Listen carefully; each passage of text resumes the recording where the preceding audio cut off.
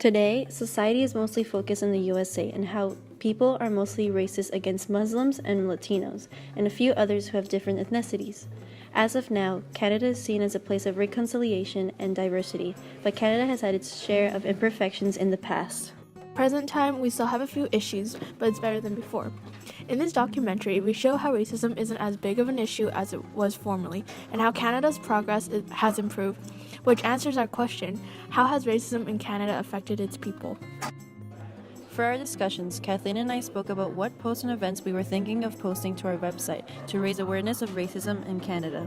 While Steph and Tyler were discussing about present events of a few examples of how Canada is still being affected by racial discrimination. For my fictional source, I chose a novel written by Richard Wagamese called Indian Horse. The story is about the life of a First Nations child named Saul and his experience in the residential schools and how he faced a lot of racism during his hockey career. The racism got so bad that he eventually quit hockey and turned to alcohol as a way to cope with the abuse and the racism. This book gives us an insight on how poorly people could be treated because of their race. In the 19th century, residential schools were put into place in hopes of taking the Indian out of the Indian. First Nations kids were sent to these schools to get rid of their culture, their identity, and their traditions. First Nations people who have gone to these schools have faced many types of abuse: sexual abuse, mental abuse, emotional abuse, and physical abuse. The children eventually began hating their own culture, and when they graduated from the residential schools, they didn't fit into the white culture or the First Nations culture. Because the First Nations kids were taken away from their parents at such a young age, they were never taught how to parent or nurture their own children. For my fictional source, I chose a book entitled Torn Apart: The Internment Diary of Mary Kobayashi. The story is about the harsh conditions of an internment camp which became a reality for a young Japanese-Canadian girl. After Japan bombs Pearl Harbor in 1941, Japanese Canadians, including Mary, are completely stripped of their rights, jobs, and homes. Mary gets separated from her family and spends the duration of the war scared, afraid, and uncertain of how it will come to an end. This source answers our question because Canada wasn't always as nice as you'd like to think it was. In this story, Mary lost trust from her friends and she felt ashamed of her culture because of what other people were saying about it. She felt excluded from society and was afraid of how she'll be treated her time spending in the camp and outside of it. Japanese people had long suffered the sting of racism in Canada by that point. Detained, dispossessed, and dispersed, 22,000 Japanese Canadians were stopped and placed into internment camps, in which they were declared to be enemy aliens. A Japanese internment survivor named Otaye Shimawasaki were held in a train for 3 days without any food or water, but were only offered with horse blankets. Once they came out of the bus, Mounties were waiting outside with whips. They were treated horribly, lived in terrible conditions with many infections without any treatment or immunizations. 3,000 people were crammed in a small stadium and used troghs as bathrooms because the government never provided them anything to keep them healthy. Their beds were made out of three blankets, which was right next to the horse stalls. The many discriminative events that occurred in Canada have had huge impact on the lives of the sufferers. The events were taking place to show and to show that many immigrants were unwanted as a result of the past and present events. Many were left feeling insecure. In present time, a mosque shooting in Quebec had occurred in Canada. The shooter had been paranoid of Muslims hurting his family. The paranoia took over and caused the man to go to a mosque, supposed safe place for worship, and shot and killed 6 Muslims. The event left our country stunned and terrified because what have been done to the other religions and races by similar-minded people like the terrorists that shot up the mosque. All events have one thing in common. They all come from a source of pure ignorance. Events such as the Chinese head tax, residential schools, the racism against African Canadians, and the mosque shooting, they are all meant to prove inferiority against another race. As a result of these events, many immigrants or Canadians of a different race were left harmed and abused. Some were left in poverty, insecurity, and some were left feeling inferior, hated, and vulnerable. To get more insight on how racism can affect people, we interviewed Malik, who talked about her experience of racial discrimination, and Arshak, about his opinion of discrimination in Canada.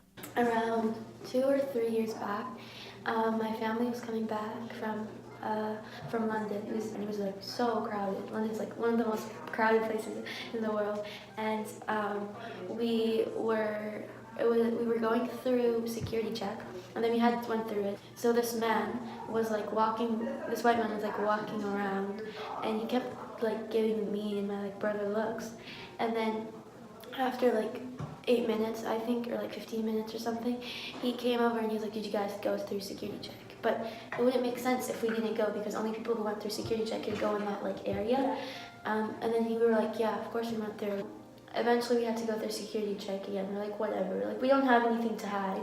You know where the part where the people are standing there by like the thing you walk through? Yeah. He was like standing there, but he wasn't in security check, and he was just standing there.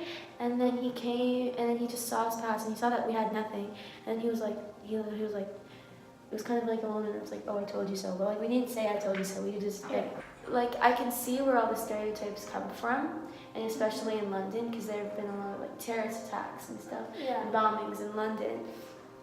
But also, it's like you shouldn't think something just because everyone else has it. Like it's like a really big part of our society, and I can see how people fall into the trap, and then they ask. But some people will be sorry, they'll be polite, and they honestly don't know. But some people do it on purpose. Yeah. So it's kind of like, what are you trying to get out of the conversation, or what you're doing? Like, you're not going to get anything from it. Mm-hmm. So yeah.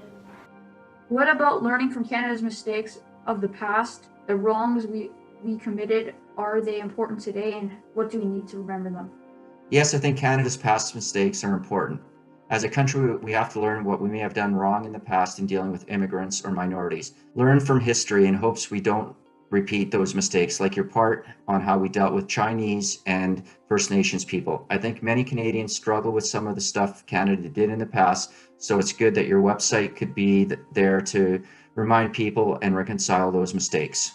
So, do you think Canadians think that they are racist? Well, I don't think Canadians are super racist compared to some other countries, but due to globalization, people are now on the move to escape war, poverty, violence, and harsh treatment. So as these people come to Canada, we have to become more aware of how we treat others and discuss how we can accommodate and to what level. Sometimes people are afraid of what they do not understand, but I think the majority of Canadians are pretty tolerant, but there will always be those that may be aggressive towards those people they don't understand. Thank you for your time. You're welcome, Tyler. How has racism in Canada affected its people? I think it's affected a lot of people, especially nowadays, because like for example, the residential schools. With the residential schools, a lot of people lost their culture, their families lost their identities. A lot of people killed themselves. There still are, from anxiety and depression, they're still suffering from it, And then there's the Japanese internment and camps that happened in World War II. They were really bad because a lot of people lost their homes. It was difficult for them to get all of those back, or everything they had back. After the government sold it all, it's just really difficult. So, if you think about it, from then till now, we might think, oh, that was 40 years ago, but it's still happening today, and it's never going to really stop until, all of us just understand what, the human value in each of us. For our social justice campaign, we created a website which included past and present events that happen in Canada, which shows examples of racial discrimination to raise awareness that Canada is still being affected day by day by racism. We also created a few posters around the school to promote our message and website to stop racism. Canadians have a tendency not to be less racist than Americans, but less loud about it.